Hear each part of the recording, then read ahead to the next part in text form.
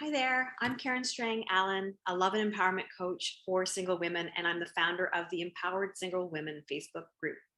So today we're going to be talking about what to do when you're communicating with a guy. It seems like things are going well, and then he suddenly just disappears or stops communicating.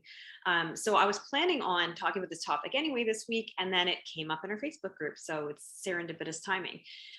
So let's talk about the scenario. Let's say that you're really into this guy and things seem to be going well, lots of good chats, and then suddenly he either pulls back and starts communicating less or stops communicating altogether. So your reaction may be one of panic. I really like this guy. I don't want things to end. Did I say or do something wrong? And then there's a tendency to want to reach out, right? To want to text him and ask him what's going on. And then there's no answer. So then you feel more anxious and you text him again and still there's no answer. And he may eventually respond back with some kind of an explanation. And then you're left wondering, is this bullshit? Is this, real? Or he might not answer you at all. And then you're having this feeling of, well, screw him, it's his loss, right? So let's just hit the pause button and take a few deep breaths because we tend to kind of spiral negatively when these things happen and overreact. And let's just stop and break down what's actually happening. So when he changed his communication pattern, it caught you by surprise and you were confused and just kind of couldn't figure out what is going on here.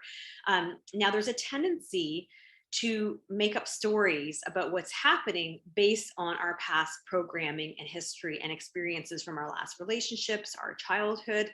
And so let's say, for example, in your past relationships, you were made to feel wrong about things. Your default story may be that it's to assume that it's your fault, right? And then when you go to text to see what's going on, you're texting out of fear, right? A fear of losing the person, of having done something wrong, not from a calm, emotionally centered place. And then if you don't hear back, then you get angry. It triggers memories of men who have hurt you, who've let you down. And instead of stopping to calm yourself and to find out the full story, you end up lashing out in anger.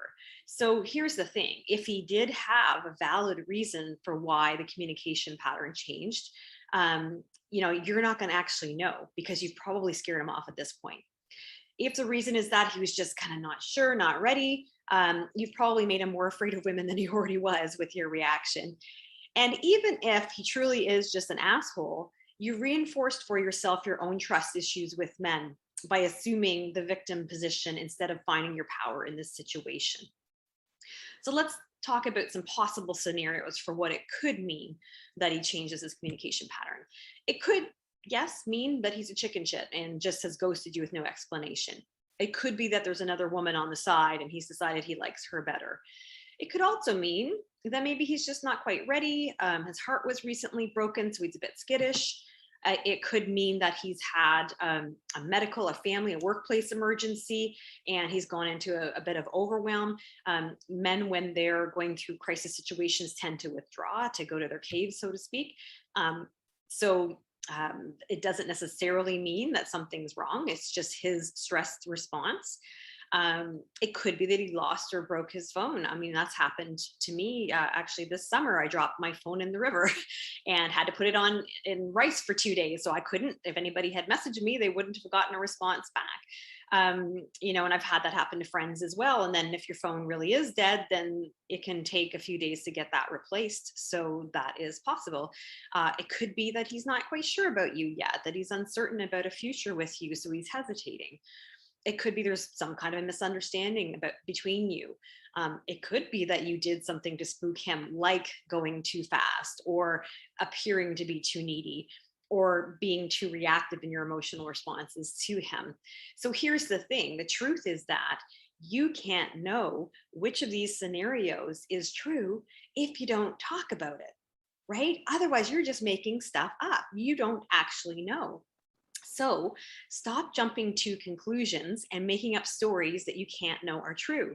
Stop letting your past experiences and pain color your assumptions about men, and stop acting out of a place of fear or anger that never results in good things. What you should do instead is take some deep breaths.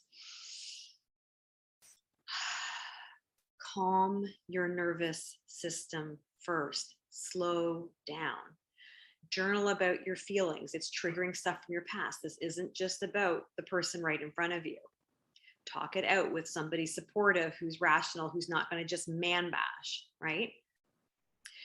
And then give the person the benefit of the doubt. You'd want the benefit of the doubt too. If you did something that was confusing to the other person, you don't want them to just lash out at you and assume that you're a bad person and done something wrong. You want them to ask you questions and figure out what's going on and give you the benefit of the doubt, right? So get curious, ask questions to find out what's going on. Don't assume that you know.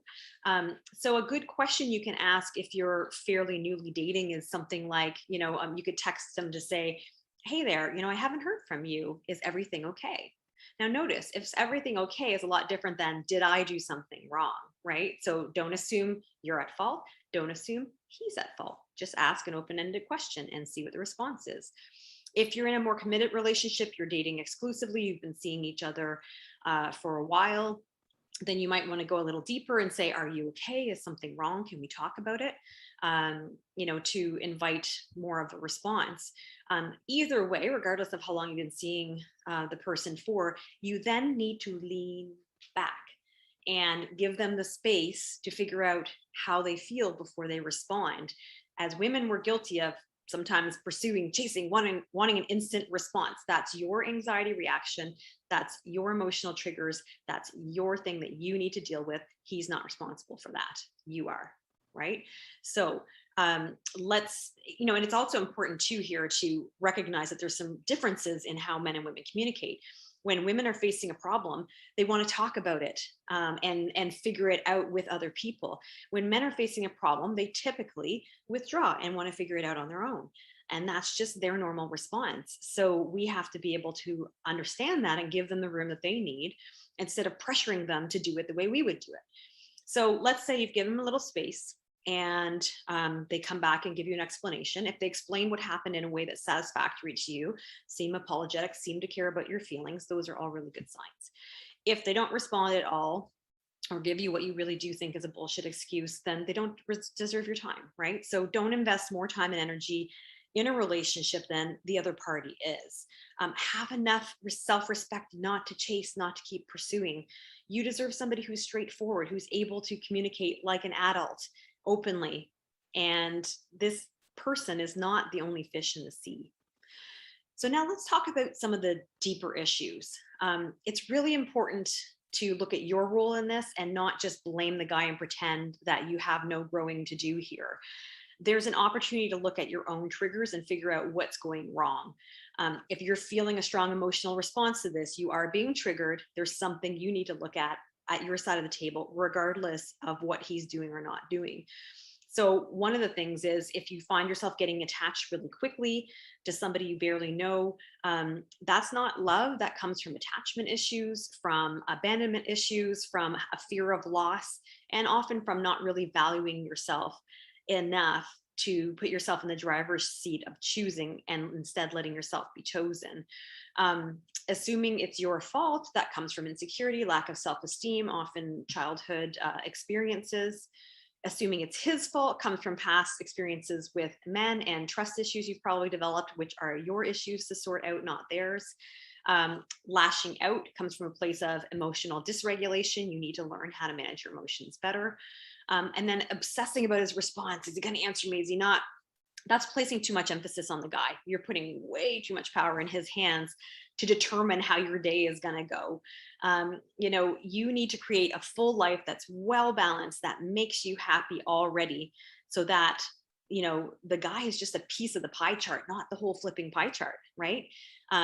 If what a guy does or doesn't do can derail your whole day, your whole weekend, your whole week, your whole month, you are giving them way too much power and you're focusing way too much of your life and your time and your energy on dating and relationships. So regardless of whether this person turns out to be a nice guy or a jerk, these are your areas of growth, things that you need to work on, or you're going to keep attracting them. You're going to keep attracting people who are going to trigger these insecurities within you. What you don't heal will keep happening. I know this from years of working with hundreds and thousands of, single women and seeing these patterns on repeat. So if you're interested in understanding your issues and patterns more, I invite you to my free online masterclass coming up called Lemons to Lemonade, How to Turn Your Heartbreak into a Breakthrough. During that 1 hour workshop, we're going to be talking about the 5 mistakes people make after a breakup, the 7 most common unhealthy relationship patterns, how to get the love you deserve, the 4 steps to turn your heartbreak into a breakthrough, and the secret to happiness. So there will be a live version of this workshop in September, another live one in October. And you can find out the details and register on my website, which is KarenStrangAllen.com, KarenStrangAllen.com. So I hope that this has been helpful to you. I want to reassure you that you really do deserve real love, but you have to release the pain, the anger, the frustration towards men in order to find it. So I'm here to support you if you need some help in doing that. And either way, I wish you a great week. So bye for now. Until next time.